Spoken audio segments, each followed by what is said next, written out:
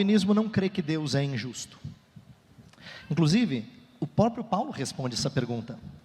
Num dos capítulos que desce mais seco na nossa garganta, que é Romanos capítulo 9, esse desce rasgando assim, ó, né? Paulo fala assim: a injustiça da parte de Deus? Por quê? Ele tinha acabado de falar de Jacó e de Esaú, que não tinham feito nada ainda, e no entanto Deus já tinha se afeiçoado por um e não pelo outro.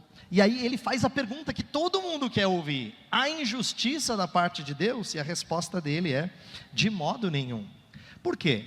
Porque justiça é dar ao outro o que ele merece. É isso que é justiça. Justiça é dar ao outro o que ele merece. E nós não temos crédito nenhum para com Deus, nenhum. Pelo contrário, todos nós estávamos mortos em delitos e pecados e éramos passíveis da condenação. Inclusive, a Escritura fala que nós não o amamos, Ele nos amou primeiro e enviou seu Filho como propiciação pelos nossos pecados. O que é a propiciação?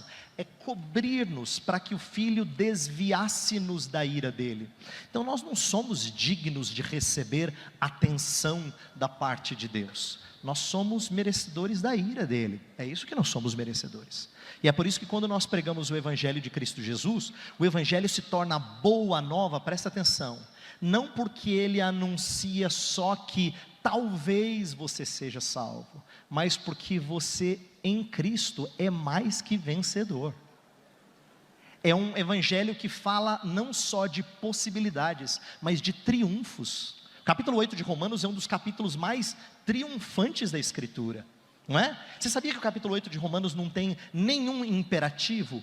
Não tem nenhum verbo dando uma ordem, é só notícia. Começa dizendo assim: já não há condenação para os que estão em Cristo Jesus. É o que nós merecíamos. Nós não merecíamos um tratamento de salvação, mas um tratamento de condenação. Depois vai falar que nós deveríamos ter sido castigados, mas Ele nos deu o Espírito para que nós pudéssemos tratá-lo como Pai. Então, deixa eu explicar algumas coisas acerca do que o calvinismo não é, para que não fique confusão.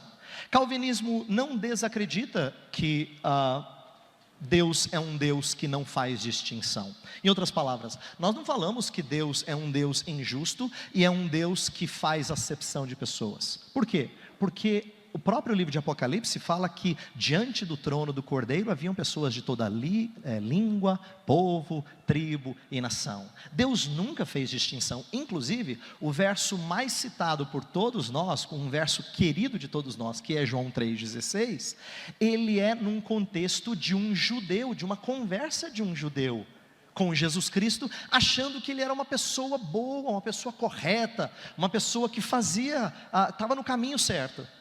E Jesus Cristo explicou para ele que Deus amou o mundo. Inclusive, qual é a história que vem logo depois da história de Nicodemos? Da mulher samaritana.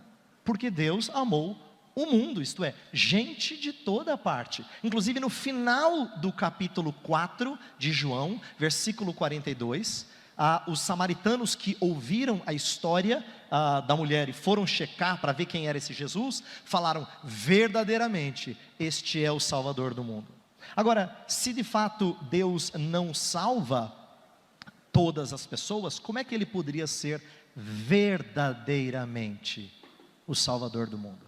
Só tem um jeito de entender esse verso, é se de fato Ele salva pessoas de toda parte, o que de fato Ele faz. Inclusive, os calvinistas portanto, eles não negam que Deus alcance pessoas de todo o mundo. Inclusive, a palavra mundo é uma das palavras mais difíceis de entender num primeiro momento no Evangelho de João. Por quê? O mesmo Jesus que disse: Deus amou o mundo de tal maneira que deu o seu Filho, é aquele que no capítulo 17 fala assim: eu não rogo pelo mundo, mas por aqueles que tu me deste. Aí você fala assim: Jesus, não estou entendendo, Jesus. Como é que Deus amou o mundo e depois não rogo pelo mundo? Como é que o Senhor pode morrer pelo mundo e depois não orar pelo mundo? Parece uma inconsistência, não é? Porque algumas palavras na Escritura são usadas de um jeito em que elas têm sentidos diferentes. Vou dar um exemplo. No próprio Evangelho de João, não estou nem saindo de João. Estava no mundo, o mundo foi feito por intermédio dele, mas o mundo não o conheceu. Por que que João fala nesses termos? Porque Jesus Cristo veio morar entre os homens. Tudo que ele fez, o mundo foi feito por intermédio dele. Mas o mundo, isto é, o sistema maligno contrário a Cristo Jesus, esse não o conheceu. Por isso que o mesmo Deus que na sua palavra fala, Deus amou o mundo, ordena em 1 João 2, não ameis o mundo. Aí você fala, Deus, se o Senhor ama o mundo, por que eu não posso amar o mundo? É claro que são dois sentidos diferentes, né? Senão Deus seria um Deus de contradição. É claro que Deus não é de contradição.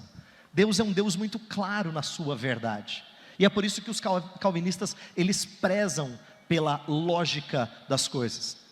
Ainda que isso seja um pensamento que nos deixa pasmos, o fato de Deus amar pessoas indignas e salvá-las conforme o seu querer. Então, calvinista não crê que Deus é justo. Calvinista também, Deus é injusto, perdão. Calvinista também não é frio.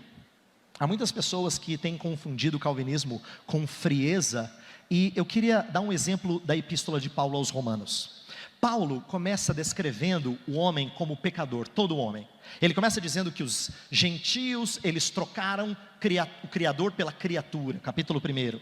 Depois ele fala dos judeus também, que rejeitaram a Deus, no capítulo 2. No capítulo 3 ele conclui a primeira parte da epístola dizendo assim, todos pecaram e estão destituídos, carecem da glória de Deus, estão distantes de Deus. Não há quem faça o bem, como o presbítero Solano citou, mas tem Jesus Cristo. Aí ele fala de Jesus Cristo que morre por pecadores, fala da justificação pela fé somente, fala depois de uma vida de santidade, porque nós fomos resgatados por Jesus Cristo, e dos capítulos 9 a 11, é que ele vai entrar em questões de eleição. Então presta atenção, quando ele termina o capítulo 11, em que ele falou basicamente assim, amei a Jacó, aborreci a Esaú, significa que eu abandonei Israel? De forma nenhuma. No capítulo 11 ele vai mostrar como no seu plano eterno e magnífico, ele salva os gentios, isto é, os não de Israel, e ainda usa os gentios para colocar os israelitas em ciúmes, porque ele quer salvar os israelitas também, para colocar todos na mesma oliveira. E por que isso é tão interessante? Porque no final das contas, o plano eterno de Deus deixa Paulo não irado com Deus, mas admirado de quem é Deus. O plano é tão magnífico que ele termina o capítulo 11 dizendo assim, ó profundidade da riqueza, tanto da sabedoria como do conhecimento de Deus. Ele louva a Deus, porque saber do plano redentor de Deus é a coisa mais linda que há, e não pavorosa. Então calvinismo não é frio.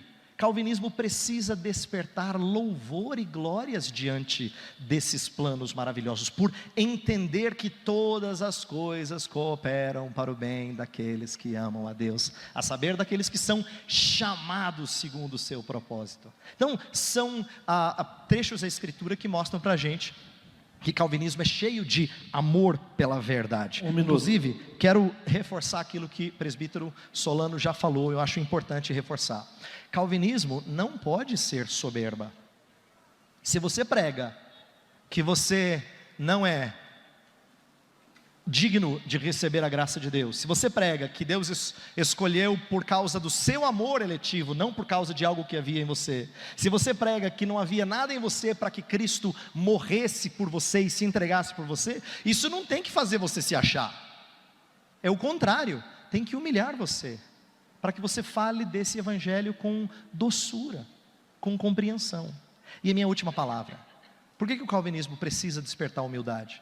Porque qualquer entendimento da palavra de Deus, e aqui vale tanto para os meus irmãos arminianos quanto para os calvinistas, qualquer entendimento da palavra de Deus não é fruto da nossa inteligência, mas da graça de Deus.